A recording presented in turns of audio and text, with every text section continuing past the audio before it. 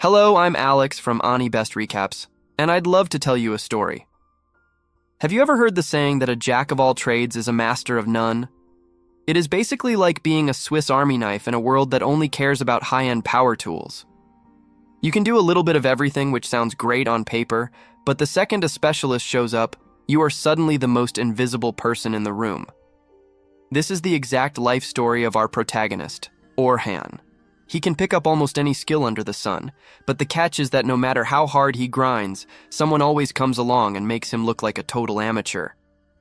The young man is constantly looking for a way to get past this plateau, but everything changes one day while he is just working at his desk. His party leader catches him off guard by casually announcing that he is being kicked out of the group. The leader, a guy named Oliver, explains that he has been ignoring the power gap in the party for a while, because they are childhood friends and he wanted to keep him around. But things finally reached a point where it is impossible to deny that having the guy there is just holding everyone back. Oliver at least tries to be nice and let him down easy, but the other two members are total jerks about the whole thing. Annalie and Derek straight up call him a sack of dead weight and tell him the team would be much better off without him. Even though the leader would never say that out loud, there is a painful truth in those accusations, so he asks his old friend to formally resign from the hero party. The hero is absolutely heartbroken when he remembers how he and Oliver started this group 8 years ago and climbed all the way to S rank together, even being the first ones to hit the 94th floor of the Great Southern Dungeon. He just cannot wrap his head around why his best friend is ditching him now. That is when the leader clarifies that he gets how vital a supporter who can use enchantments is, but he admits that after watching another S-rank party last month, he realized that Orhun's support magic is totally mid compared to that girl's skills. The protagonist cannot even argue because he knows it is the honest truth. His magic has always been average regardless of how much he trained, but he tries to explain that the only reason his spells are like that is because he was originally supposed to be a swordsman, only switching to support to balance the team. However, before he can even finish his sentence, Derek cuts him off to remind him that the only reason for that switch was that Oliver is a way better swordsman than him. Orhun might be able to swing a blade and cast some spells, but overall his skill level is just mediocre, and as much as the leader hates doing this, he reveals that he already found a replacement enchanter. If even his best friend is giving him the boot, then there is really no reason to stick around anymore. He stands up and starts heading for the door, while Annalie brags about how glad she is that there is nobody left to boss them around. She even tells him he should not feel too bad since his skills are still good enough for him to survive as an A-rank adventurer. But an inferior fighter like him just does not cut it in an S-rank party anymore. Hearing that really stings, so he decides to strike out on his own and tackle the Southern Dungeon solo to prove he is not inferior to anyone. His sword skills might not be world-class, but they are still strong enough to handle a pack of goblins without help, and since he also knows support magic, he constantly buffs himself with strength spells to make the fights a bit smoother. Getting the timing right for the casting is a bit of a pain, but he believes that with enough practice, he will be able to fire off spells effortlessly mid-fight so that no one ever calls him worthless again. After finishing his goblin hunt for the day, he heads over to the teleportation crystal to register his card, but that is when he spots another party rushing toward the crystal in a panic. The guy starts to walk away because he would rather not get mixed up with strangers, but as he is leaving, he hears the group screaming that they were just ambushed by orcs and left a teammate behind. The leader tries to convince himself that ditching her was the right call so they would not all die. The others ask if they should go back and save her, but the coward does not think it is a good idea because they are not strong enough. Well, our protagonist hears everything, and even though it is none of his business, he cannot stand the thought of someone being abandoned, so he confronts the leader and calls him out for leaving a teammate to die. One of the adventurers gets offended and tries to punch the hero, but the young man drops him on the floor with zero effort, calls him useless, and demands to know where the girl was left. Meanwhile, in another part of the dungeon, the girl in question is cornered by monsters closing in fast. She tries to put up a barrier to stay safe, but she has nowhere to run, and it is only a matter of time before the orcs smash through everything. Tears well up in her eyes when the protection finally breaks and her fate seems sealed, but at the very last second, a wind spell is blasted in front of the creatures, blowing them back and giving the hero time to step in front of the girl to protect her. The young woman is in total shock, but before she can say a word, the fighting starts up again, and her savior rushes in to intercept the attack. Sofia assumes he must be a swordsman, but to her surprise, she sees the guy casting support magic on himself right in the middle of the brawl. Next, he slices one of the orcs in half, and, to make things easier, enchants his blade with sharpness level 5 to deal with the rest. There are way more monsters here than he expected, which makes him think maybe he owes the previous group an apology later, but for someone with his experience, this is still a walk in the park. The remaining orcs charge all at once, but the warrior starts carving through them one after another, leaving Sofia stunned because she has never seen anything like it before. When everything is over, he asks if the girl is okay, but she is so overwhelmed that her only reaction is to collapse and start crying her eyes out. The hero makes sure she is safe and helps her out of the dungeon, starting to walk away right after, but the young woman calls out to him to thank him properly, introducing herself as Sofia Claudel. The protagonist recognizes the family name and spots the crest on her cloak, leaving no doubt about who she is. He introduces himself as well, and soon after, Sofia offers to treat him to dinner that night as a thank you. At first he tries to turn it down, but the girl is so persistent that he eventually gives in and accepts the invite. A little while later, she leads him to one of her favorite restaurants, and though it is not the fanciest place in the world, she promises the food is amazing. The young man notices the sign out front has the same crest as Sofia's cloak, making it clear she belongs to the Night Sky Silver Rabbits, one of the biggest guilds in the kingdom. The clan is incredibly powerful, so he starts to second-guess getting involved with her since things might end up getting pretty complicated. Suddenly, Sofia notices her sister sitting at one of the restaurant tables and decides to head over to ask what she is doing there. Selma explains that she had a meeting nearby and decided to grab dinner at the spot, but she immediately switches the subject and questions why Sofia is with a man, since in her eyes the girl is way too young to have a boyfriend. However, after taking a closer look, the woman realizes the guy is actually Orhun and notes that they have crossed paths somewhere before. The young girl is surprised to find out the hero knows her sister, but the truth is that it would be impossible for him to forget her. Selma Claudel is the leader of the most powerful S-rank party in the Silver Rabbits, plus she holds the title of the strongest enchanter on the entire continent. She is basically the reason support mages gained so much respect in team formations, and, by a crazy twist of fate, she is the exact same pro the protagonist's old squad used as a benchmark to justify kicking him out. The young man already suspected Sofia was part of the clan, but he did not expect her to be directly related to someone that high profile. He does not recall ever doing anything to offend the powerful mage, so he does not understand why she looks so heated in his direction. Selma gets right in his face and asks if he really thinks it is appropriate to be out on a date with her 14-year-old sister this late at night. The protagonist understands the concern and guarantees that it is all a massive misunderstanding, stating that he has zero romantic interest in the girl. However, the way he says it makes the woman even angrier, because she interprets it as him calling Sofia unattractive or ugly. The younger sister then has to beg her to stop making a scene in front of the man who saved her life, and upon discovering that Orhun was the savior of her little sister, Selma pulls a total 180, apologizing for the rudeness and thanking him deeply for the help.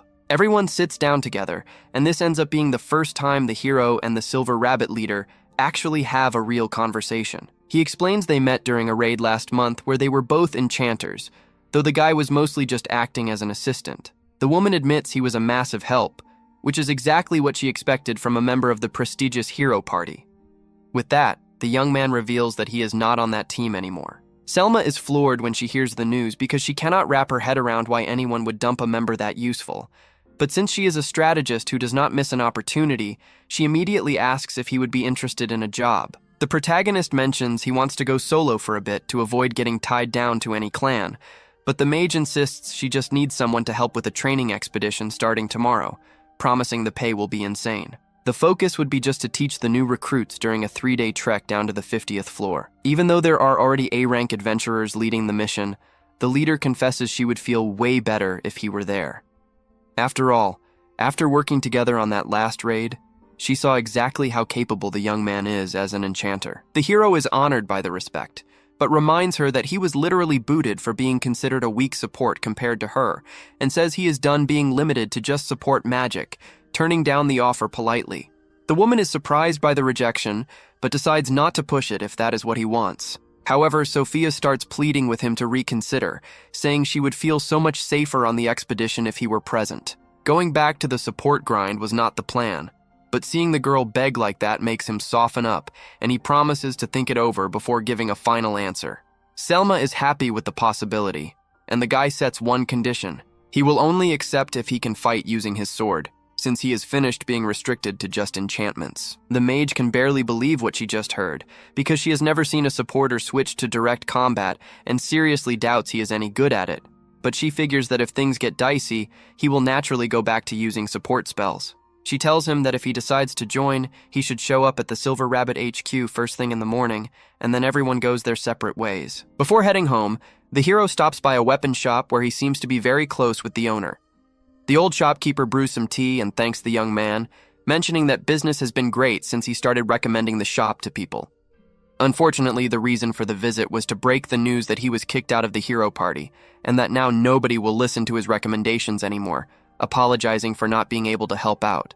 The old man tells him there is no need for apologies because regardless of being in a famous group, he is still the same solid guy. The shopkeeper even encourages the protagonist to start living for himself from now on and help people however he wants. The next morning, the protagonist heads to the guild HQ and meets President Vince Breyer, who says it is a pleasure to meet someone he has heard so much about. The guy asks for more details before committing, and the president has Selma explain the whole deal. The plan is to hit the 21st floor on day 1 and work their way down to the 51st. Before the young man arrived, the mage and the president were actually talking about how brain-dead the hero party was for letting him go. In her eyes, that old team is going to be way weaker now, since Orhun's support magic was basically carrying their battles. While his spells did not have massive power, his casting speed was insane, being at least 4 times faster than Selma's. Plus, he could juggle multiple original spells at once while scouting the whole battlefield to make the best moves. Vince finds it hard to believe someone that talented was labeled useless, but the mage thinks he was just so good at his job that his teammates never even noticed how much he was contributing to their success. Back in the present, she finishes explaining that there will be 10 rookie groups with only 5 escorts total, including the 2 of them. The idea is for the newbies to handle everything on their own, but the vets will step in if things get messy. The guy gets the logistics, but wonders why there are only 5 protectors. For a short run like this, the normal move would be to hire as many people as possible to minimize risk.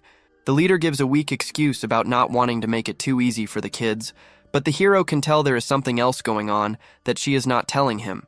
They must have some secret objective they are trying to reach, and it is obvious they would not tell Orhun anything since he is an outsider, so the guy just decides to set that doubt aside and roll with the plan. Vince thanks him for his understanding and, as part of the deal, hands over 2 gold coins in advance, promising another 10 once the mission is successfully finished. Our protagonist even questions if they are sure about this, since the value is equal to a full year of living expenses for just a few days of work. But Selma guarantees that he is worth every penny to the clan. The next day, the hero arrives early at the dungeon entrance as agreed, and immediately spots several rookie adventurers getting ready nearby. Shortly after, the Claudel sisters show up, and Sofia looks radiant seeing the guy, showing a level of happiness that Selma considers a bit over the top. So much so that she makes a point to remind him that the youngest isn't 18 yet, and that he should not try any funny business. Changing the subject, the leader asks why he is standing so far from the rest of the group, and the guy explains that he didn't want to make the recruits nervous since they've never seen him before. It is a solid argument. But since they'll need to get to know each other sooner or later, Sofia offers to handle the introductions. First, she takes him to meet the other 3 escorts, named Anthem, Bernard, and Kathy. Anthem and Bernard are defenders while Kathy acts as a healer, but the protagonist finds this formation really weird because even though he can use his sword, Selma didn't know that when she invited him, which means she was planning to go into the dungeon without any frontline attacker. The real reason is that the woman was desperate for results, since the Silver Rabbits hadn't made any relevant progress in the last year, and she wanted to score a win fast even if it was risky, but she'd never admit that out loud. To avoid tough questions, the mage cuts the talk short and decides to introduce the guy to the rookies. She gives a speech to all the recruits saying she understands the nerves of going down to the 51st floor for the first time, but guarantees that nothing will go wrong because she recruited powerful adventurers to help out. With that, she introduces the hero as the cornerstone of the operation and reveals to the crowd that he has already reached the 94th floor, so everyone can trust him blindly. The rookies are amazed by the guy's achievements, especially when they find out he was an official member of the hero party, leaving our protagonist not knowing how to react to so much attention. With the intros done, the leader orders everyone to do a final gear check and asks the guy to specifically escort Group 10 because they are the most promising rookies, believing they can learn a lot from his example. Meeting his team, he finds out that Sofia is part of it, but finds it weird that there are only 3 members while all the other groups have 4. Logan, the party's enchanter, arrogantly claims it's because none of the other rookies can keep up with them, so they were grouped together instead. The boy says he'll surpass Selma one day, and the hero actually admires the ambition, but notes that the young man's attitude is a problem. Next is Caroline, who introduces herself as the group's defender, leaving the guy confused because she isn't wearing armor or even carrying a shield. The girl explains she doesn't use that stuff and prefers just to dodge when monsters get close. In her defense, dodge-type defenders actually exist and the tactic can work, but the protagonist warns that this style requires Sekiro-level evasion skills, which is something extremely difficult for beginners. He questions if any instructor warned her about the difficulty, and Logan mentions she was warned many times but never listened, which makes the two of them start arguing right away. The guy now understands what the leader meant by this group being special, but at least Sofia is there and seems like the most normal and chill student he could ask for. A while later, everyone enters the dungeon, and despite the racket they were making outside, their behavior inside the cave is exemplary. They are happy to have the veteran around, but Caroline asks why someone from the hero party would join an expedition for a rival clan. The guy clarifies he's no longer part of that team, and the girl is in shock, trying to find out why, but since he doesn't want to admit he was kicked out, he just tells her to mind her own business. Even so, the girl doesn't stop talking and mentions how Sofia wouldn't stop bragging about meeting him the other day, leaving the young woman embarrassed, though she really thinks the protagonist is amazing and is happy he came along. While they walk through the cave, a pack of wolves suddenly appears behind them, and normally they'd have to stop to fight. But the hero isn't worried because he scattered several traps along the path as they moved forward. This way, any monster trying to catch them by surprise will be taken out instantly without them needing to waste time looking back. With that, I'm starting to see why they labeled the guy as useless, since he doesn't tell anyone he's basically guarding everyone's rear all by himself. As they progress, the protagonist watches how the rookies fight and admits he's impressed. He thought Logan was just a narcissist, but the boy has decent support skills and could easily join an A-rank party if he keeps up the pace. However, for someone who's supposed to be the leader, he is terrible at giving orders, though that might improve with time. As for Caroline, she has the speed needed for her role, but she is way too aggressive and charges at every monster she sees, which feels a bit reckless for the hero's taste. Sofia isn't as impressive as the other two, but she's a skilled caster and doesn't have obvious flaws in her style, which points to a promising future. Fortunately, the rest of the trip goes smoothly, and by the end of day 1, they reach the 21st floor successfully. Selma meets with the guy later and asks what he thought of Group 10, and he confirms they have potential, but points out they don't work well as a team, especially Caroline. The next morning, the protagonist wakes up to terrible news, since the hero party made his expulsion public, and now the whole city knows what happened. He knew this would happen sooner or later, but he wished it was after the expedition, since the students looked up to him for being a hero, and their opinion would surely change once they knew he was banished. With no other choice, he heads to the dungeon entrance for day 2 of the mission, but on the way he is approached by Luna. She is also part of the hero party and was always very kind to him, but she was traveling when the expulsion went down. He knows she would have defended him if she were there and wonders if things would be different, but there's no use speculating now. Luna asks him to return to the team because they need his strength, and the guy is surprised, questioning if the others feel the same way. But she confesses she hasn't talked to anyone yet, and that she went to find him because she knows how important he was to the team. The girl is serious about taking him back, but the hero has already made his decision.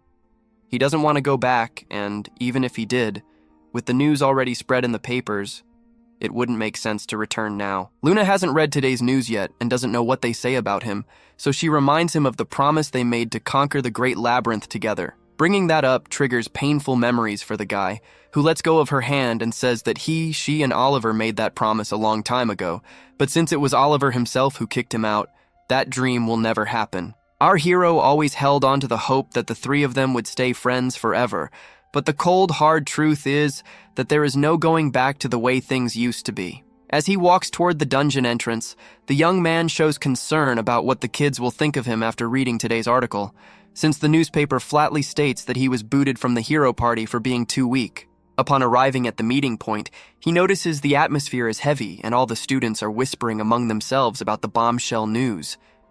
They wonder why the guy didn't tell the truth about his situation, but before they can interrogate him, Selma shows up at the spot. She apologizes to the protagonist for hyping him up so much as an official member of the hero party yesterday, without knowing he had been cut. The young man, with his usual calm, says there is no need for forgiveness because he was the one being vague about what happened. Either way, regardless of being expelled or not, the fact remains that the hero actually reached the 94th floor and had a flawless performance yesterday, so there are no real reasons to doubt his abilities just because of a newspaper story. Caroline and Sofia still have total faith in the veteran's skills, but Logan does not seem so convinced anymore. The boy asks if what the article says is true, and the guy confirms the information is basically accurate. He admits he was indeed removed from the team for being considered weak, but makes a point to remind him that weakness is a relative term and guarantees he is still more than capable of getting everyone safely to the 51st floor. Although the rest of the crew sees no problem with it, Logan is now convinced the instructor is a total failure. With that in mind, they enter the dungeon aiming to reach the 35th floor by the end of the day. In the supervisor position, the protagonist is not allowed to actively help until they reach the 31st level. So until then, he just observes and stays ready in case someone makes a massive mistake. With the talent they possess, the rookies handle the initial floors without much trouble. As soon as they finally step onto the 31st floor, the veteran takes the lead and positions himself at the vanguard, but suddenly orders everyone to stop because he senses monsters right ahead. Everyone prepares for combat against a group of goblins. He requests that Caroline start the attack, and the girl immediately rushes into the fray, but she gets a bit too excited and ends up needing cover. The hero prepares to ask Logan to cast some buffs on her, but before even opening his mouth, the boy has already started casting the spells on his own. The young enchanter believes it is not worth waiting for instructions from someone who is no longer a hero, thinking that anyone could do the instructor's job. The guy notices what is going through the pupil's head, but does not let it affect him. Instead, he focuses on Sofia, and notices that, unfortunately, she is face to face with an orc. The young woman is paralyzed with fear due to the trauma of almost dying in the dungeon previously, but the protagonist does not intend to interfere directly just yet. Logan judges the master as a failure for not saving the girl in danger and prepares to step in. But that is the moment he realizes the veteran secretly launched an agility debuff on the monster to give the girl time to pull herself together. With that, he guarantees to the young woman that she is strong enough to handle that threat and reminds her that this time she is not alone like in the past, because she has Caroline, Logan, and himself right there for support. With this confidence boost, Sofia manages to conjure an advanced fire javelin to pulverize the enemy. The hero is surprised since he had no idea she mastered magic of that level, and Caroline is also amazed by her friend's power. The master congratulates the girl on the excellent work, but Logan remains in a state of absolute disbelief. The way the veteran handled the situation was exceptional, especially the fact that he managed to launch a debuff instantly and secretly. To the boy, it makes no sense for the hero party to expel someone with this kind of technical skill, which leaves him not knowing what to believe. The group eventually reaches the 35th floor, but there they are confronted by a giant tarantula. Logan panics, knowing none of them have the strength to defeat that creature alone. He is about to suggest a retreat, but the protagonist takes control and orders him to launch agility, magic, and durability buffs on the others so they can attack. The young man thinks it is crazy to charge at the monster, but Caroline has already launched herself onto the front lines for the fight. He tries to run after her, but the master orders him to wait, because as a supporter he would be at a disadvantage if he stayed in front. The guy then shouts instructions for Caroline to jump over the spider and attack its back, and the maneuver works perfectly, allowing her to land precise hits. The spider is now focused only on her, so the hero asks the defender to keep the monster's attention, but be careful not to touch the venom. The girl's agility is the only thing keeping her alive, so the master instructs Logan to keep the spell active, while ordering Sofia to prepare her attack magic. As soon as she finishes the casting, the young woman launches several air blades at the creature, severing 4 of the spider's legs and making it collapse to the floor. However, the battle has not ended yet. The veteran asks Logan to launch another strength and agility buff on Caroline. At first, the boy does not understand why, but a moment later, the spider spits a web and starts pulling Caroline toward its mouth. That was why the master asked for the strength buff in advance, to allow her to break free on her own. But it turns out she is still a bit weak, even with the magical boost. Seeing this, the hero secretly launches a sharpness enchantment on the girl's dagger, and that extra cutting power is what she needed to finally escape the trap. After that, the master orders Sofia to finish the job with a rock projectile, and thus the giant spider is finally defeated. The guy congratulates the whole group on the mission's success, and then everyone returns to the surface. Tomorrow will be the final day of the expedition, where they will make the big push to reach the 51st floor, so Selma instructs everyone to get plenty of rest during the night. While Orhun says goodbye for the day, he is suddenly called out by two of the other mission supervisors, but to his relief, they aren't there to cause any kind of trouble. Actually, the veterans just wanted to invite the hero to dinner, since they seem like cool people, and he didn't get a chance to chat with them during the expedition. The guy accepts the invite, and everyone heads to the local tavern. Meanwhile, Sofia, Caroline, and Logan are in a carriage heading home, but the young enchanter's mind is racing at 100 miles an hour after everything he saw the instructor do in combat. He remembers Sofia mentioning that the guy saved her from a group of orcs and asks if she remembers exactly how he fought. The young woman admits she wasn't really paying much attention to the technical details, but recalls that when the hero landed, there was a massive gust of wind, and immediately after he launched some kind of enchantment on his own sword before slicing through the monsters. Logan assumes the spells described must have been a sharpness enchantment and comments that this type of magic is extremely difficult to perform because it works directly on the weapon instead of being applied to the human body. In addition, the boy finds it very strange that the veteran is using a sword to attack when he shows himself to be so skilled with magic. Sofia confesses that she doesn't know the reason for this choice either, but remembers hearing something about him having switched to the attacker role recently. Logan confesses that he was very disappointed when he heard that the instructor had been banished from the hero party and even felt angry at him for betraying his expectations. But now he realizes he was completely wrong about the guy.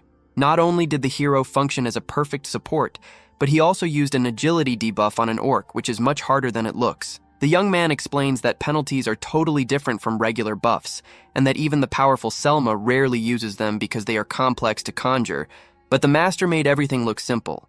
He was also able to perfectly analyze the battlefield and give precise orders at the right time, even managing to predict the tarantula's final attack in advance. In the pupil's view, the guy is much better than any enchanter he has ever seen in his life, and therefore it makes no sense for him to want to be an attacker. Caroline questions if the veteran is at least strong using the sword, and Sofia confirms with total certainty, after all he wouldn't have defeated the monsters that attacked her back then if he wasn't. Logan realizes that the instructor must be a genius for being so talented in both magic and swordsmanship, and feels like he has no hope of surpassing him. But that doesn't mean he is going to give up. He swears to himself that he will do his best to learn everything he can from the hero and grow strong enough to match his strength someday. Meanwhile, the protagonist and the other supervisors are enjoying dinner at the tavern and commenting on how wonderful the food there is. The new friends ask him what he used to do for fun in the hero party. But the guy reveals that he never had time for fun, since he was in charge of all the errands, domestic chores, and the heavy lifting for the team. This revelation is quite depressing, and makes that article about him being useless look even worse, because it implies that he was the literal backbone of the group, while the others just took the fame. The veterans say he should just ignore those ungrateful jerks, and hearing this support means a lot to the young man, who thanks them for the kindness. That said, they still have a few questions, as they know the hero was an elite enchanter according to Selma herself, and want to understand why he decided to move to the front line. The protagonist explains that he made the switch as soon as he left the group because that was what he always wanted to do. He tells them he started as a swordsman, and that his dream was always to become the best in the world, which is why he was incredibly happy when he got that position at the start of his career. This ambition came from watching his grandfather fighting with the sword all the time, which made him want to perform incredible feats like his. That being the case, the friends question why he accepted becoming a support in the first place, but the guy reveals it wasn't exactly a choice. In the early days of the hero party, when they started exploring the deeper floors, the monsters became much stronger, and the team couldn't move forward with the formation they had. It was around that time that Selma's fame started to grow, and the group decided they needed an enchanter. Since our protagonist is someone who can learn almost anything, the responsibility ended up falling into his lap. The story sounds pretty rough, but at least his sacrifice allowed them to reach the 94th floor. However, the hero states that this actually wasn't a good thing. Although the change brought speed, the right move would have been to go slow and build the group's strength gradually, because they weren't prepared for what they found on that deep floor. He states with conviction that there isn't the slightest chance of the hero party getting past that point the way they are now, and that trying it would be a stupidity beyond measure. The companions noticed the atmosphere got tense and changed the subject, asking what kind of swordsman he wants to be. The guy reveals that he aspires to be a jack-of-all-trades swordsman, someone capable of going through even the most dangerous floors completely alone. The others are amazed, as they have never heard of a dream like that, but believe that since it's him, it's something totally possible to achieve. The next day, the hero party decides to dive headfirst into the dungeon, and remember how Orhun warned it would be an absolute brain-dead move to try and clear the 94th floor right now? Well, it looks like they are about to make that exact same mistake. The next morning, the protagonist returns to the dungeon entrance for the final stretch of the expedition and is immediately greeted by his young students.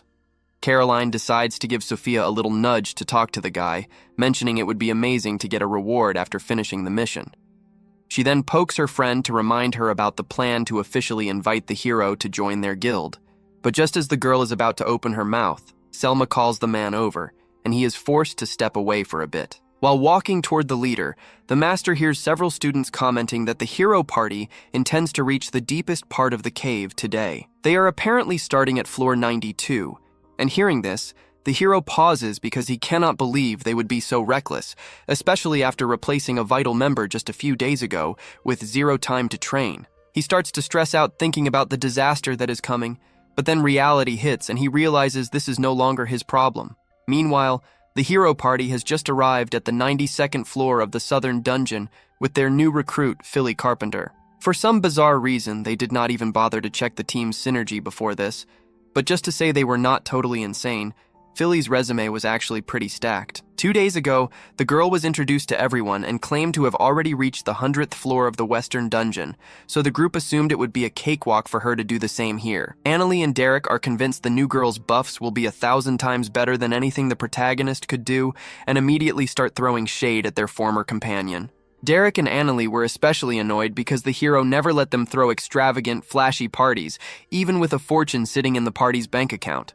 Hearing this talk already sets off red flags for Philly, because those two sound like the type of people who would already be broke if the man had not been managing their finances with an iron fist. Oliver interrupts the conversation and asks everyone to stop talking about the former member, as the day is meant to welcome the new recruit. Just then, Luna appears furious because she just found out the hero joined the Silver Rabbits expedition and is shocked to see the others already replaced him without even asking her first. She questions why their friend is with the rival guild, and Derek and Annalie can barely believe he managed to get into such a prestigious group in such a short time. But to them, it does not change a thing since he is no longer part of the party. Initially, the girl thought the hero had given up on carrying the group on his back because they were slowing him down, but Derek proudly states that they were the ones who kicked him out. Luna is speechless at such stupidity and reminds everyone that the man was literally the core of the team and that without him, they never would have made it this far. But the others refuse to accept reality. Derek says that no matter how much the companion admires the protagonist, he will always be a fifth-rate enchanter and a loser, while also pointing out he is already gone, so there is no point complaining. The girl does not like this one bit, but she knows there is no way to convince her friend to come back now, so she just grits her teeth and accepts the loss. The others take her silence as agreement, so Oliver decides to double down on the stupidity and announces that he wants to test Philly's synergy right there on the 92nd floor, and if all goes well, they will move to the 94th to break the record. Luna objects immediately because she enjoys staying alive. She suggests to the leader that if he really wants to test the newcomer's skills, it would be much safer to do it on a lower floor like the 30th, but everyone looks at her as if she is speaking a foreign language. With the IQ level of this crew, I am surprised they lasted this long, and for some reason, they do not seem to grasp the danger of training a new member on a floor they barely managed to beat last time. Derek and Annalie admit it was a close call in the last raid, but they are certain the old support was the only reason they struggled. So with someone like the new recruit, who has to be 1,000 times better, there will be no issues. The girl is still against the idea since there is a black dragon on that floor and she does not want to be roasted alive. But Oliver warns they are doing it regardless, and she cannot refuse. Honestly, she probably should have bailed right then, but since she did not want to give up on the group yet, she ended up going along and the result was just as disastrous as she imagined. The party is currently facing a giant mammoth that normally would not be a challenge, but when they try to attack, the leader's sword does absolutely no damage. Derek can barely block the creature's charges, and Annalie's fire magic looks more like a bunch of firecrackers. No one understands what is happening, as they thought they would get stronger with the newcomer's buffs, but it is exactly the opposite. Philly can barely keep the enchantments active and, because she is totally overwhelmed, she cannot analyze the battlefield to give instructions, leaving the decisions to the others. And if you have been paying attention to their track record, you know the score for good calls is 0. The leader's brain finally starts working, and he realizes he and the group are much weaker than they thought, but he still does not understand why. The whole time Luna just watched from a distance and prepares to explain where they messed up now that reality has knocked on the door. But suddenly everyone hears a terrifying roar, and it is exactly the black dragon the girl feared so much. The beast lands, crushing the mammoth in an instant and knocking everyone down, causing the mage to scream for everyone to run, but Derek and Annalie are still lacking in intelligence. Even seeing the monster obliterate the mammoth they could not even hurt, they still think they have a chance to win, and Oliver joins in on this delusional optimism. They already defeated the dragon once, so the leader assumes they can do it again. But that only happened because the protagonist was there with them, and it seems they still have not understood this vital detail. Derek runs to try and block a fireball from the beast, but he had no idea what was waiting for him, and as soon as the fire hits, he is thrown to the ground, looking like a piece of burnt toast. Luna rushes to heal him, and Philly is frozen with fear, regretting every choice that led her to that group. Annalie tries to launch a fire javelin at the dragon and even hits it, but the damage was practically negative because the creature did not even feel it, and the girl is left speechless. Thanks to the useless attack, the beast focuses on her and launches a fireball, making the girl try to hide behind a rock, but she is still tossed several feet away. Oliver enters a panic watching everything go wrong, and Luna screams for him to wake up because they need to escape before it is too late.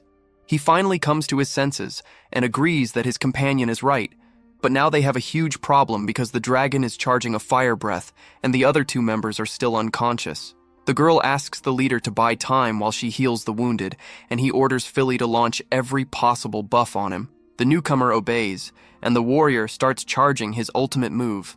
However, when Oliver's attack collides with the dragon's fire, it is completely negated, and the young man is sent flying away as well. The leader falls into despair, because if even his strongest hit did not hurt the beast, what else can they do?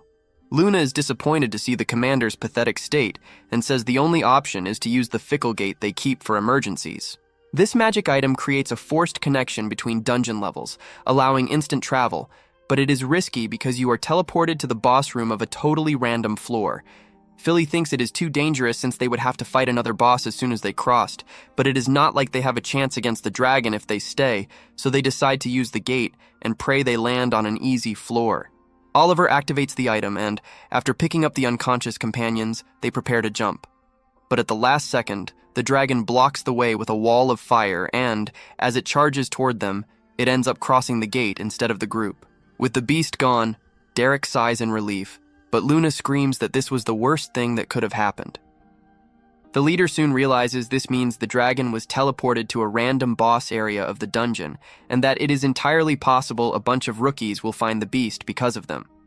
The girl warns they need to get back to the guild and alert everyone so they can force the teleport of all adventurers out as soon as possible.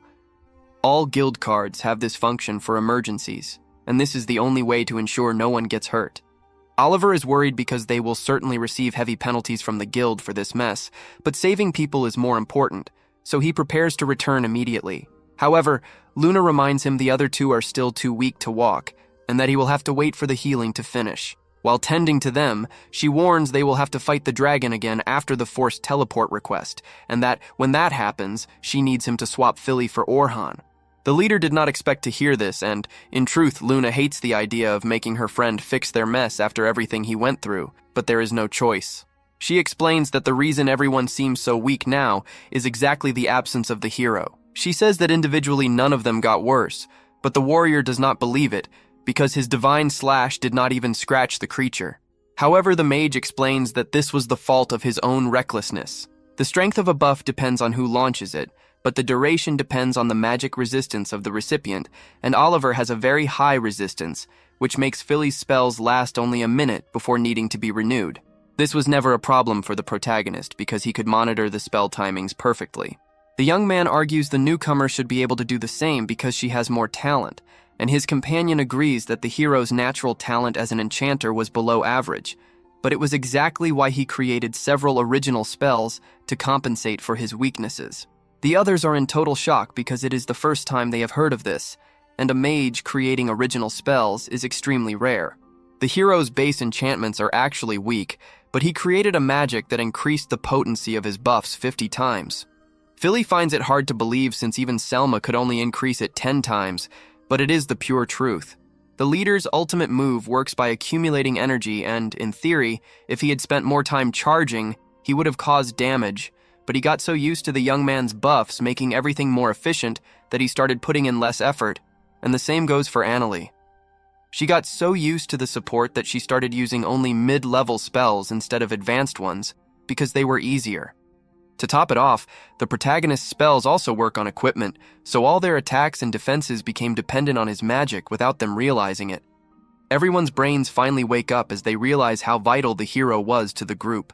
But moments later, Oliver's intelligence takes a nosedive as his ego takes over, and he convinces himself that defeating the dragon before had nothing to do with the young man, even though we can clearly see Orhun carrying the team in the flashback. We are back with our hero and his pupils because today is the ultimate day of the expedition. They are kicking things off on the 36th floor with the goal of reaching the 50th, so they can finally teleport back home in safety.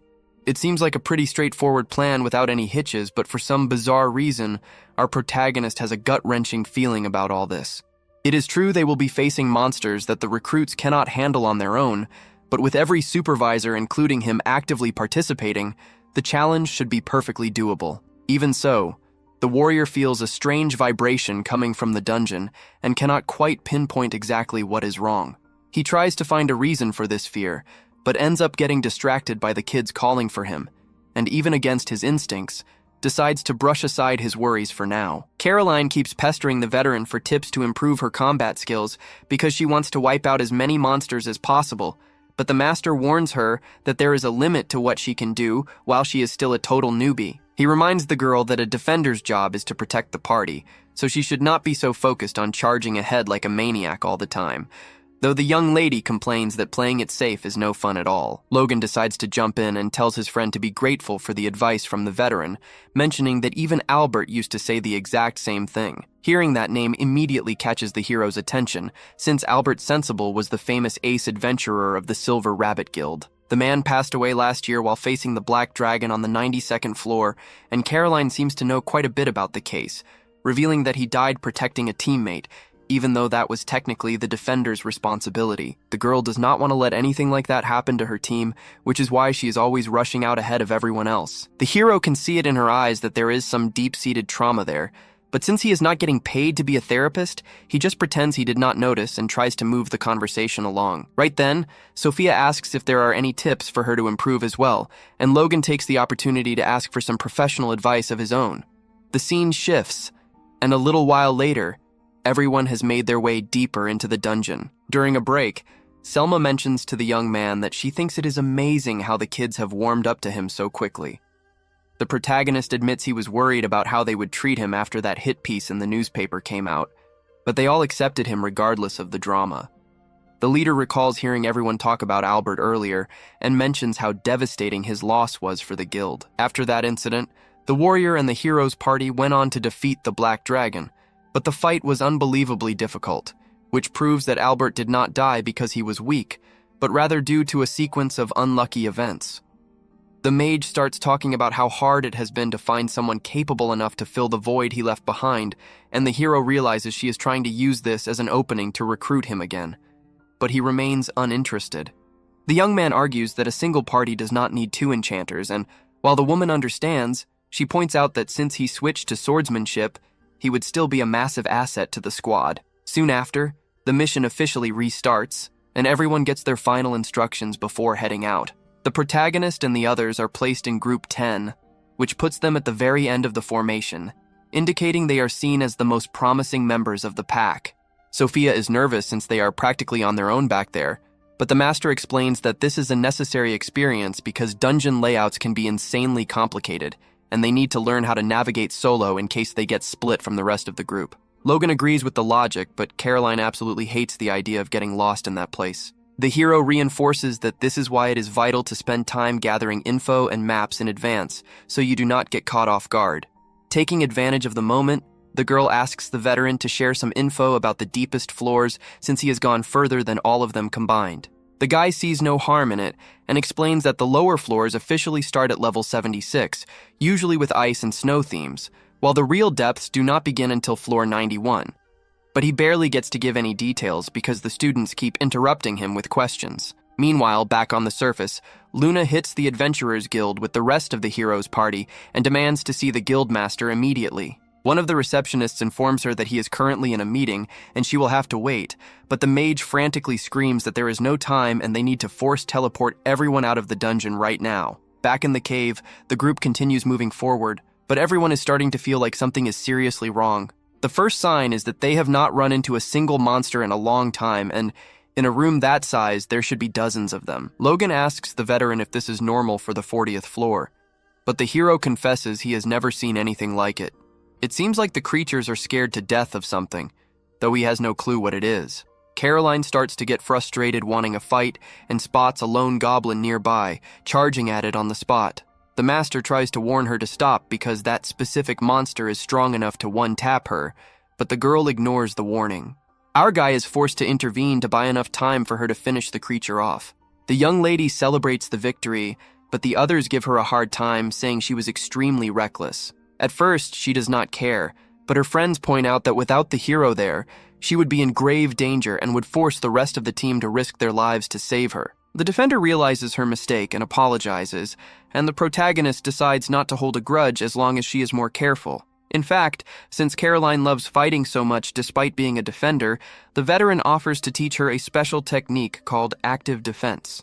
The girl gets hyped, and the master explains that it is a method of drawing enemy attacks to keep them busy while the rest of the party preps a counter. Every living thing has to physically telegraph an attack, and if you can interrupt that prep work, you can effectively stun the enemy for a time. To do this, she needs to study attack patterns and strike at the exact moment before the monster unleashes its move. The recruit thinks the idea is brilliant for taking down enemies, but the hero reminds her that the goal is not individual glory, but rather to stall the monster until her teammates are ready. The scene shifts, and on the surface, the guildmaster finally meets with the hero's party without understanding the urgency.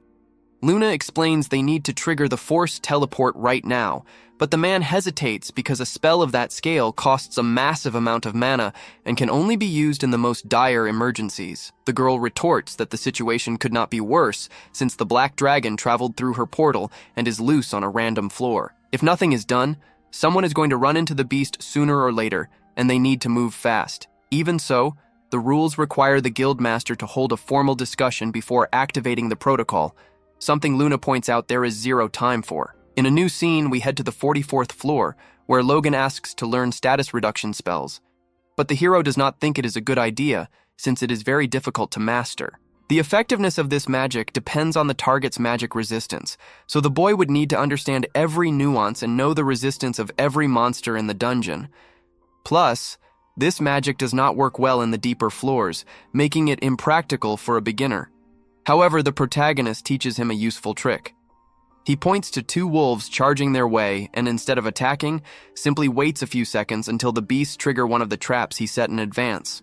The students are amazed by the technique, and the master explains it is a simple trick to avoid ambushes, reinforcing that it is the enchanter's duty to maintain the advantage for the group. The hero then turns to Sofia and says that if she wants to get stronger, she needs to learn parallel casting.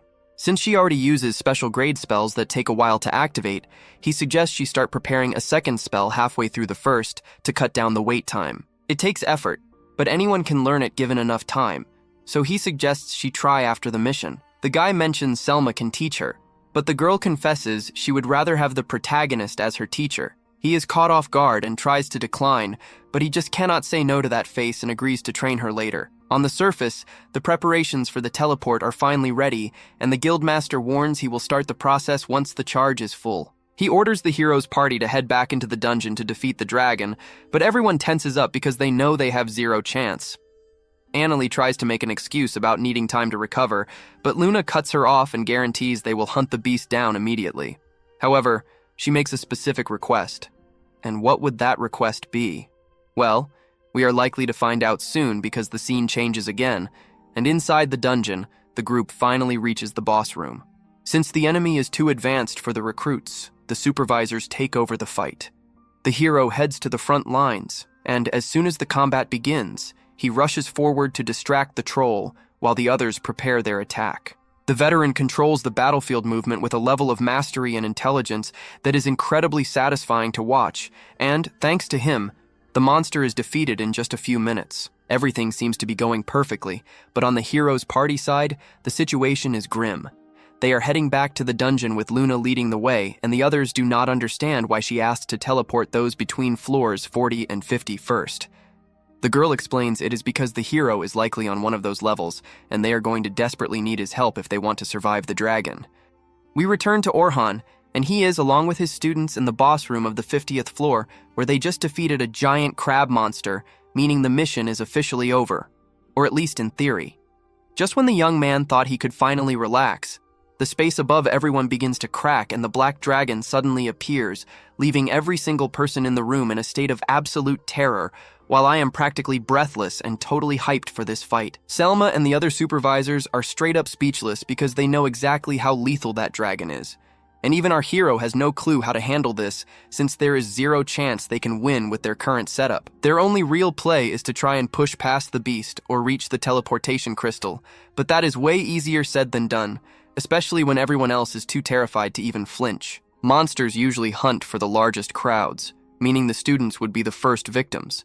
And while Orhun knows he could easily survive if he bailed right now, there is no way he would ever abandon those kids. He decides to roll the dice and fight the black dragon to the death. He yells at the other supervisors, ordering them to do everything in their power to keep the recruits alive, which finally snaps them out of their daze so they can get into a defensive formation while he charges the dragon head-on. Just as the warrior predicted, the dragon aims a massive fireball straight at the group, and even though they have a barrier up, they all know it cannot tank a blast of dragon breath like that. However, at the moment of impact, the young man manages to cast a split-second buff to strengthen the shield just enough for everyone to survive.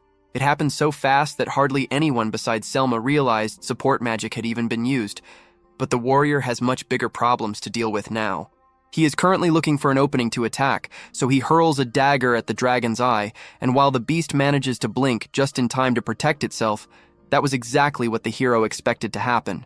With its eyes closed, he jumps into the air and aims for its neck with a strike so powerful that it causes a small explosion. The others are amazed he could unleash that much power with one hit, but even an attack like that was not enough to put the dragon down. In fact, the monster looks completely unharmed, which has everyone panicking, but the master assures them he has a plan.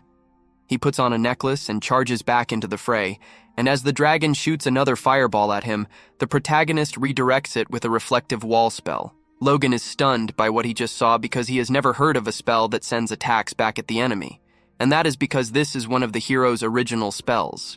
The warrior hoped the dragon's own fire would wound it, but it is still perfectly fine, so he decides it is time for some drastic measures. He casts a status boost spell on himself to double the stats of all core attributes, but Selma is still worried because even if he is strong, a simple double boost will not be enough to compete with a dragon. However, the young man never intended to stop there, and proceeds to cast Status Boost 4 more times, raising his power to 32 times his original base. Selma is left in total disbelief because normally, trying to cast the same spell multiple times just resets the duration without stacking the effects. So she has no clue how he pulled off such an unbelievable feat, but something tells her this is not his only trick. With a 32 times boost, the protagonist moves so fast the others cannot even track him, but he cannot maintain this for long since casting the equivalent of 30 spells at once takes a massive toll on his body. He wants to end the battle immediately, so he jumps at the dragon again. But while he is midair, the beast swings its tail to knock him out of the sky. However, the warrior creates a floating platform under his feet to avoid the tail swipe. That platform was not a spell. It was the work of a special ability called magical convergence, which allows him to gather magic in a single point and materialize it. He also uses raw magic to propel himself through the air, making his kit extremely versatile, though he is not the only one with this power. Oliver also has this ability, but instead of using it for mobility, he uses it to beef up his attacks. The hero casts a series of buffs on his sword as he goes in for another strike, and this time, he actually manages to do decent damage, but the strain from maintaining those buffs is catching up to him. Selma can see he is struggling, but the other supervisors are not strong enough to keep up, and she knows she would not be much help either. This is the first time she has felt genuine terror in a long time, and her body will not stop shaking, but she still does her best to keep the students safe so the protagonist can focus. Years ago, when the hero was a kid, he spent all day playing with Luna and Oliver in the village, but everything changed when the Fire Nation attacked. He and Oliver were training outside that day, and by the time they returned, they found the entire village burnt to the ground by bandits and everyone they knew slaughtered. Both were heartbroken and hated themselves for being unable to protect their people.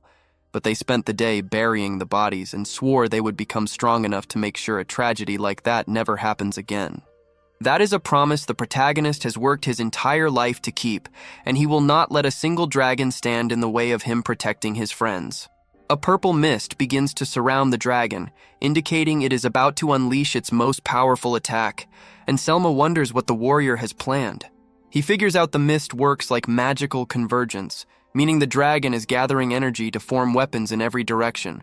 But since it is using fewer weapons than the last time he fought one, it must be underestimating him.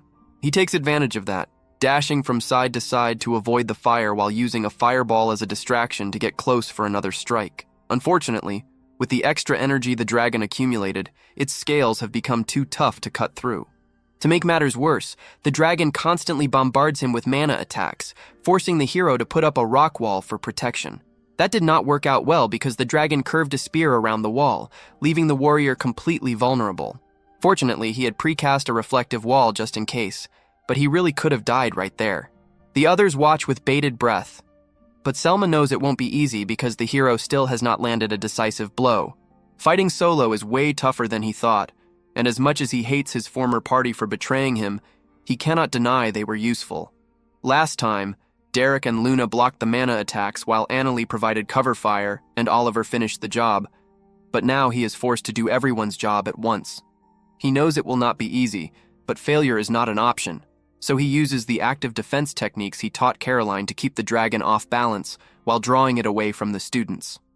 Once at a safe distance, he unleashes a massive wave of fire blasts. The dragon remains mostly unharmed, but the warrior knew that, which is why he modified the spells to act as traps that absorb mana to reactivate with greater intensity. The blasts chip away at its health, but the beast eventually destroys the magic circles. Luckily, he still has a trump card, and since Oliver dealt the final blow last time with Divine Slash, the hero decides to do the same with his own version. As the dragon fires back, the warrior unleashes his Divine Slash and casts an impact buff at the moment of contact, allowing the strike to cut through the dragon's fire and hit it head-on. There is a huge explosion, and a piece of the dragon falls to the floor, leading everyone to think it is over, but the dragon is still very much alive. It sacrificed its tail to block the slash, which the hero did not account for, but he should have expected that from a boss. The dragon fires even more blasts, forcing him to run, but mid-sprint his buff timer runs out and his strength returns to normal. Selma tries to cast her own status buff on him, but the hero cancels it immediately and tells her to stay out of this because her buffs are too weak to make a difference. He tells her to focus on the students and casts another quintuple status boost before hitting the beast with a buff thunder shock that knocks it out of the sky. The dragon crashes into the ground, but it is still alive, and the warrior is running out of tricks. His sword shatters in his hands, but the dragon is also on its last legs, so he drops the broken blade and pulls out his ultimate trump card. He casts a destruction spell to summon a pure black greatsword made of highly compressed magic, a weapon no one has ever seen him use. The protagonist jumps at the dragon for one final face-off, bouncing himself off dozens of reflective walls across the battlefield to build up insane speed before finally striking from above and finishing the dragon off once and for all. Back on the surface, Orhun's old party is frantically rushing back to the entrance when the forced teleportation finally kicks in, pulling everyone inside the dungeon back to safety just as planned. But their shock is absolute when they reach the entrance and stumble upon the massive carcass of the black dragon. The initial scare is huge, but Luna quickly realizes the beast is stone dead and must have been brought back along with some adventurers during the teleport. Right there, next to the monster's remains, she spots Orhun. He is leaning on his sword, using every last bit of strength he has left to stay upright. Even from a distance, you can tell his body is in absolute shambles, so the mage rushes over to try and heal him, but the young man stops her. He asks her to just handle the rest of the cleanup for him, because all he wants right now is to go home and take a week-long nap. In that moment, the realization finally hits Luna. Orhun is the only person on his team who is actually hurt, which means he straight up soloed the dragon, something that sounds completely impossible to anyone else. And speaking of impossible, Derek flat out refuses to accept reality. It doesn't matter how much the evidence is staring him in the face. The guy's ego is still through the roof. Our protagonist already knows that talking to a blockhead like him is a total waste of breath, so he just ignores the provocations and keeps walking home, which makes Derek even more furious. That is when Luna finally loses her cool and screams at her ex-teammate, telling him to stop making a fool of himself because, in plain terms, he is a total loser and will stay a dead weight until he admits he is way weaker without Orhun's help. Hearing such a raw, cold truth sends Derek straight into rage mode, and he tries to charge at Luna. But the girl wasn't joking when she called him useless, because she manages to freeze him in place without even lifting a finger. Honestly, she could have ended the guy's entire career right then and there if she wanted, but Oliver yells for the two of them to stop fighting. However, even though it is plain as day that he was wrong about Orhun being weak, Oliver still refuses to admit to himself that he was the real problem the whole time. After everyone returned home, the kids from the expedition were tasked with filling out reports on what happened in the dungeon, and Sofia is already planning to write down every single detail about how amazing Master Orhun was. She is super hyped to get started, but then Selma walks in looking like she got hit by a truck from pure exhaustion. The leader collapses onto the bed without saying a word, so Sofia, being the sweetheart she is, suggests they take a bath together to relax their muscles and clear their heads. Selma jumps on the idea immediately, and they head to the bathhouse. While they are soaking in the hot water, the blonde asks Sofia what she really thought of the young man's performance during the fight. The girl is almost at a loss for words because what she saw made her realize Orhun is so insanely strong, she can't even begin to process what he actually did. However, little Sofia mentions that it wasn't actually that hard for her to keep track of his movements. Selma is stunned to hear this and sits up abruptly to ask what exactly the girl managed to see. The girl explains that while his power and speed were unmatched, everything the master did was basically just the fundamentals. He simply applied the techniques of active defense, magic use, and enchantment he taught them with absolute perfection. But what is truly surreal is that he managed to play all of those roles simultaneously and solo. The leader is amazed that her pupil managed to grasp so much from such a complex display, and she starts feeling a bit inferior since she knows she will never reach that level of power. But Sofia assures her that she still respects Selma above everyone else, and tells her not to be so hard on herself. Speaking of pushing too hard, the next morning, Orhun is feeling the aftermath of breaking his physical limits against the dragon. He knew this was coming and actually considers himself lucky because, given how much mana he burned through, getting away with just muscle pain is a win. He gets up to look out the window, and, to his surprise, sees Selma heading his way. A few minutes later, the two meet up at a cafe, and the lady apologizes for bothering him, but she really wanted to check and make sure he was okay. The guy says there's no need to worry but thanks her for the gesture. Selma then stands up and thanks him formally, making it clear that he is the sole reason they finished the mission without a single death, and she is eternally grateful for it. She asks if he would be willing to go to her clan because the leader wants to meet him, and since he has nothing better to do, the protagonist agrees. Once they arrive, the leader goes straight to the point and offers him a spot in the Silver Rabbits. And it isn't just any spot. He wants Orhun on the front lines of Unit 1, the guild's most powerful group, with an instant promotion to the rank of lieutenant. The hero is in total shock because it's unheard of for someone so young to take a leadership position like that, but the leader insists he has more than enough experience and skill. The boy is flattered, and pretty much anyone else would have said yes on the spot, but he doesn't want to give a rushed answer and asks for some time to think it over. The boss understands and tells him to take his time. But on his way out, Orhun is told that the guildmaster of the adventurers also wants to see him, so he heads there next. On the way, He reflects on the Silver Rabbit's offer and admits it is a great deal, but the fear that things might end up like they did with his old party still haunts him. He didn't even want to think about those jerks after everything they put him through, but unfortunately, when he arrives for the meeting, he finds every single member of his old team sitting there. The guild master starts the meeting by mentioning that all reports point to Orhun killing the Black Dragon and asks if it's true. The hero confirms it, but a second later, Derek and Annalie let out a smug little laugh and say the boy should be thanking them because he just got lucky enough to land the finishing blow after they weakened the beast. I'm telling you, this level of delusion is honestly worthy of scientific study. Orhun tells Derek to shut his mouth with total authority, calling him too stupid to have a valid opinion. Derek was about to start a scene, but the guildmaster tells him to sit his butt down and stay quiet before he gets suspended. That is when our protagonist turns to Oliver and asks what on earth he was thinking, taking a rookie enchanter to the 92nd floor on her very first day. He asks if Oliver really thought it would be easy just because he had been there before, hitting the leader's ego right where it hurts. Orhun starts ripping into the guy, reminding him that he specifically warned Oliver that he wasn't strong enough for that level yet. Oliver tries to justify it by saying he thought an enchanter with more magical talent than Orhun would make things easier. But the hero isn't even mad about being fired anymore. He's mad because Oliver still doesn't understand what an enchanter actually does. The protagonist starts reciting the individual magic resistance and buff durations for every single member of the team from memory, explaining that an enchanter needs to track all those numbers while giving orders and watching the enemy's movements at the same time. He finishes by asking if Oliver honestly thinks he could pull that off if he tried.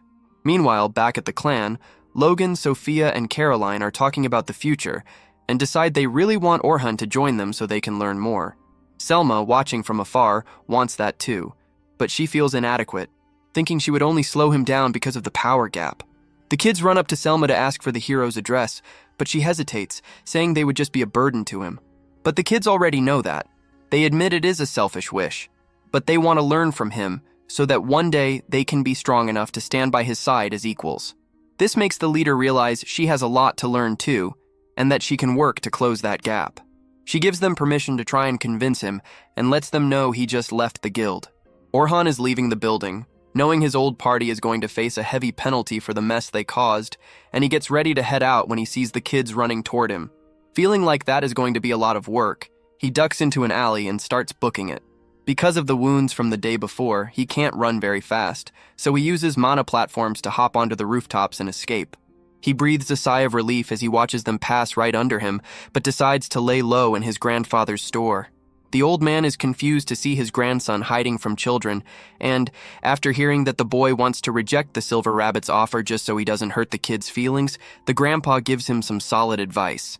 He tells Orhun he doesn't need to live his life alone just because of what happened in the past.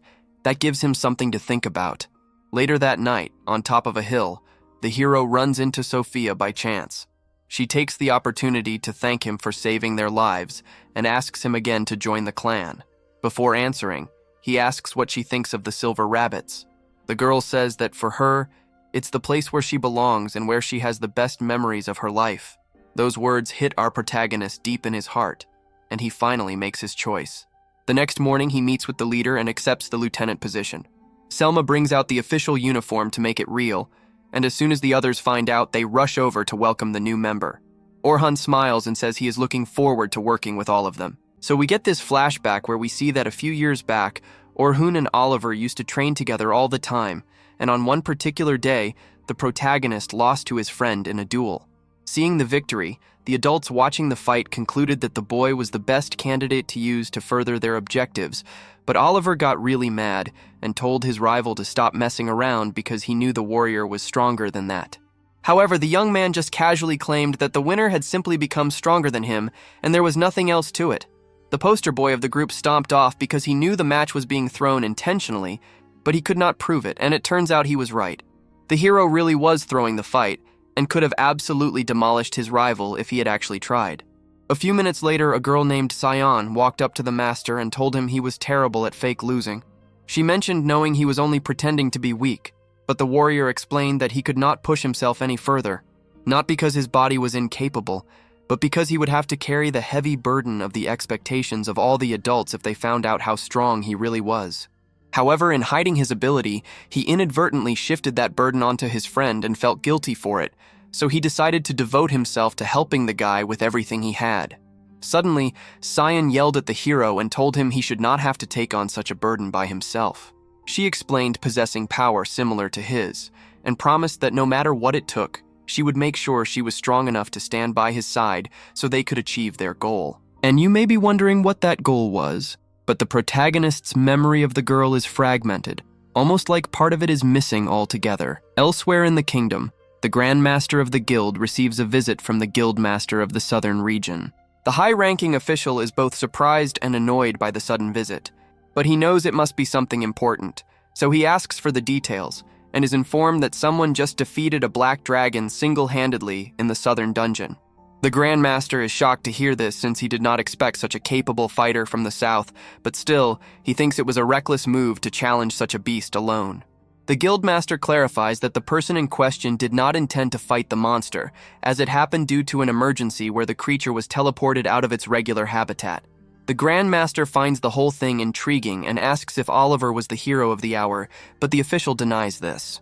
Hearing that the famous leader was not responsible has the Grand Master a little shaken, since the only other person he can think of possessing such strength is Orhun, but that should be impossible. He asks if the warrior has exhibited any strange behavior changes recently, but the official says nothing has really changed, which means the warrior has not reverted to his old self yet. This leaves even more questions for the leader, since if the hero has not returned to his original state yet, it means he must have found some other way to attain great power. In any case, the Grand Master orders a close eye to be kept on the warrior with instructions to report if anything happens. Meanwhile, out in the eastern region, a party has just slain a large group of adventurers in the forest, and it turns out that Cyan is a member of the attackers. Since there are not going to be any more strong fighters in this area for a while, her party decides to move on. Just then, the girl senses someone nearby and orders them to show themselves immediately. It turns out to be a messenger from headquarters, and he is there to inform the group that someone powerful enough to slay a dragon has appeared in the south, so their mission is to go there and investigate. If this person turns out to be an obstacle, they are to dispose of him. Judging by the lack of information, the girl deduces that it could not possibly be Oliver, but aside from that, she is completely in the dark. Ideally, the best result would be to recruit this person to their side, but if he has joined the church, they will have no choice but to kill him. She thanks the messenger and dismisses him before telling her teammates they will be heading to the southern Great Dungeon as soon as they are ready. The group needs to be cautious about how they approach the Dragon Slayer, since they do not know the extent of his strength, but that is exactly why the girl wants to see it for herself. If there really is someone capable of such a feat, then it means they must have the same kind of power as her. And if that is the case, then she is the only one who can stop them. After all, she believes she needs to carry out the warrior's will no matter what. She seems to believe the hero died when they were kids because she was given a letter saying so, and now she believes the church was responsible for the death and has a sword to make them pay. Meanwhile, back in the south, the hero is currently receiving commendations for his exemplary performance protecting the students during the dragon incident. The guild acknowledges his strength, his valuable knowledge, and the fact that while he was in the hero party, he was skilled enough to handle all their management and operations by himself. For these reasons, the clan leader formally proposes that the warrior be immediately promoted to a lieutenant. A decision like this requires the approval of 2/3 of the existing leadership, so the members are asked to vote on the matter.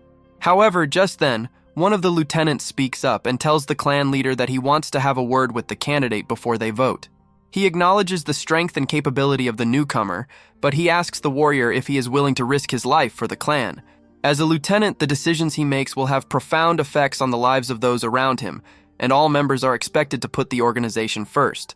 The protagonist understands the question, but he made a promise a long time ago and intends to keep it, so he cannot let himself die before that. He addresses everyone in the room and tells them he is not prepared to sacrifice his life for the silver rabbits. The other leaders are all shocked to hear this, because if the warrior isn't ready to give everything he has for the group, they feel he isn't worthy of being a member. They ask him why he even chose to show up here in the first place, and to this, the master responds that he simply wants to protect the people he cares about. He says that just because he is not willing to sacrifice his life for the clan, does not mean he is not going to do everything in his power to keep them safe. Long story short, the hero does not care about what happens to the organization as a whole, but he does care about the individuals in it, and that's good enough for the other lieutenants, so they all agree to let him join as the newest leader. After the meeting is over, the warrior and Selma are walking through the halls, and she is relieved that everything worked out, though he had her worried for a second. The next step is to introduce the hero to the members of Unit 1, whom he will be working with from now on. But before that can happen, a woman named Estella calls out and says she needs a word. Selma introduces Estella as the head of personnel management, and she pretty much tells the warrior she needs his help teaching some new arrivals. The master does not mind teaching a few adventurers, but he is a little worried because he is not sure he will have enough time to teach and manage Unit 1 at the same time. His companion understands the concern, but she explains he does not need to worry because he is going to have a lot more free time here than he did in the hero's party. For one, he is not going to be required to do all the administrative work, and they also do not go dungeon diving back to back for days on end. As a matter of fact, they have a policy against spending more than 3 days in the dungeon at one time without taking a break, and the hero is a little surprised since he did not expect things to be so laid back. In that case, the warrior agrees to teach the newbies, and Estella leaves to give him a chance to finally meet his new unit. As the hero walks into the room, he is introduced to the team, and the first to speak is Rain. Despite how she looks, she is actually 24 years old, so she tells the protagonist he is free to think of her as a big sister. But no matter how he looks at it, there is nothing big about her, and she is really self-conscious about it. Next up is Lucretia, who is 18 years old, and the last guy is Wilkes, the 20-year-old defender of the team. Now that introductions are out of the way, Wilkes asks the hero to explain how exactly he managed to defeat the Black Dragon.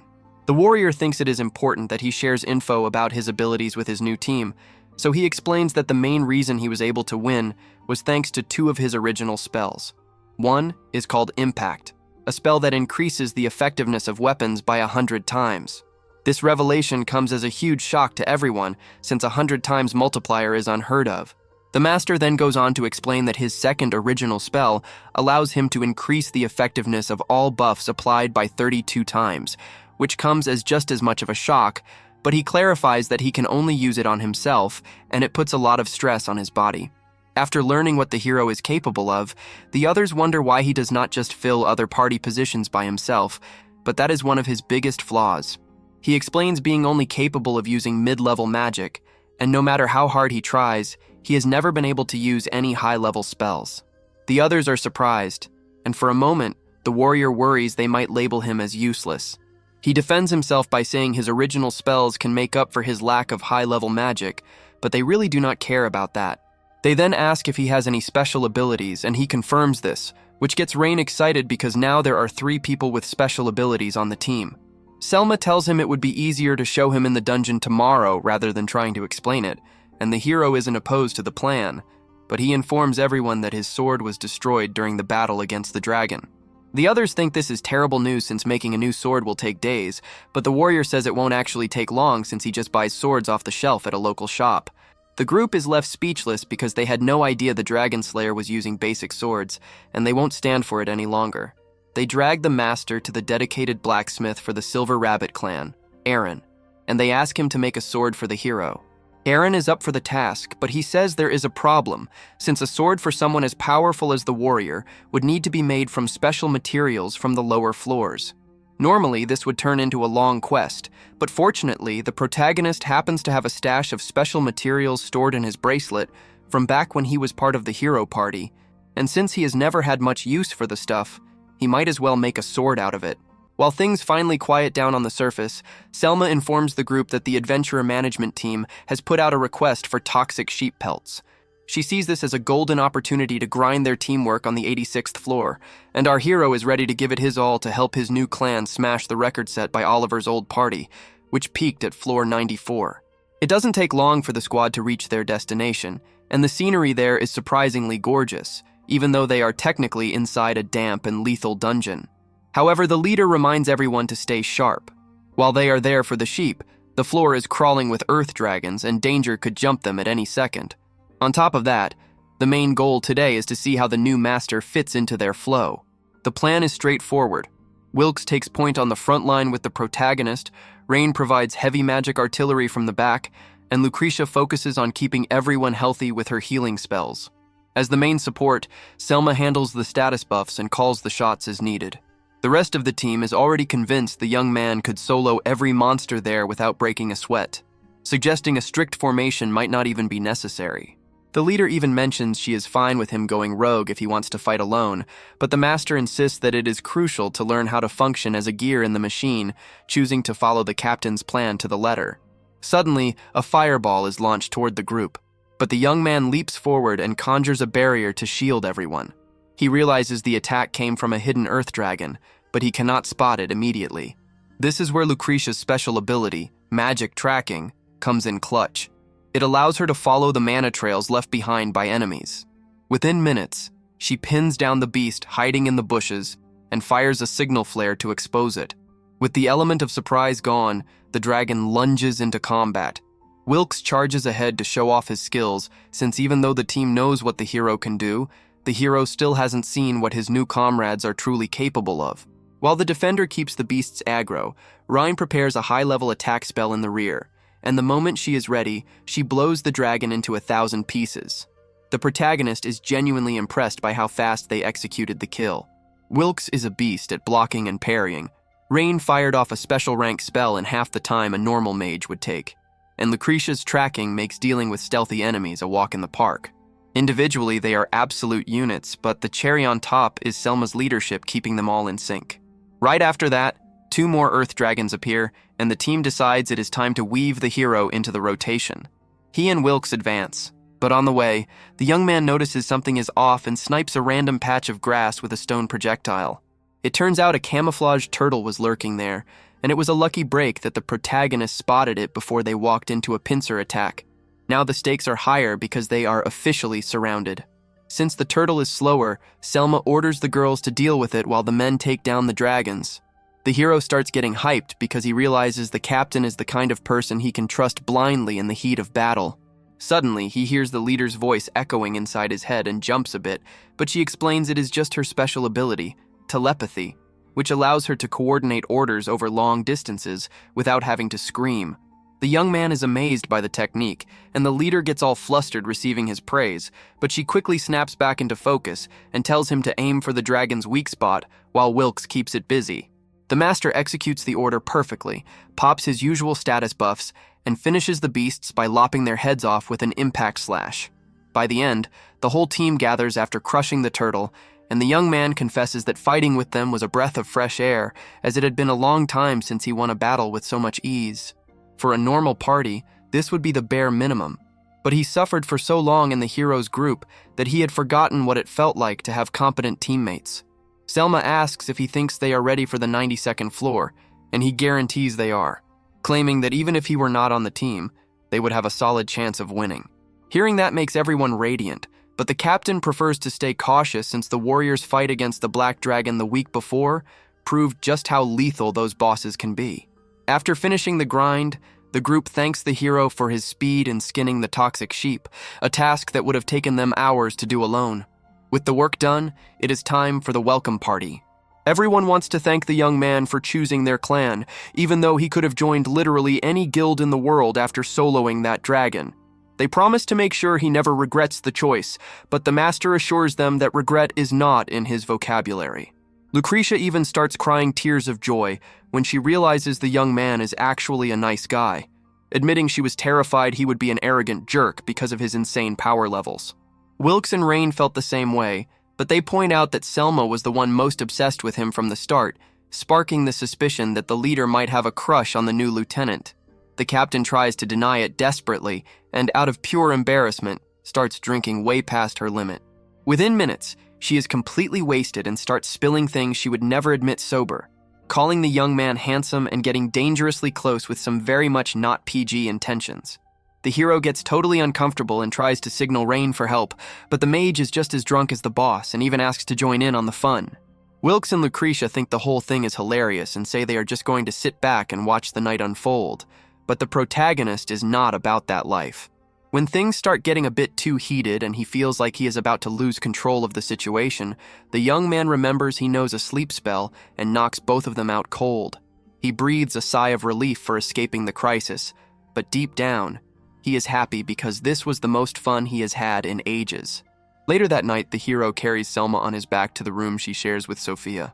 Little Sofia was already stressing about the delay, and hearing the master's voice at the door, she goes into full panic mode, thinking he came to see her while she was home alone.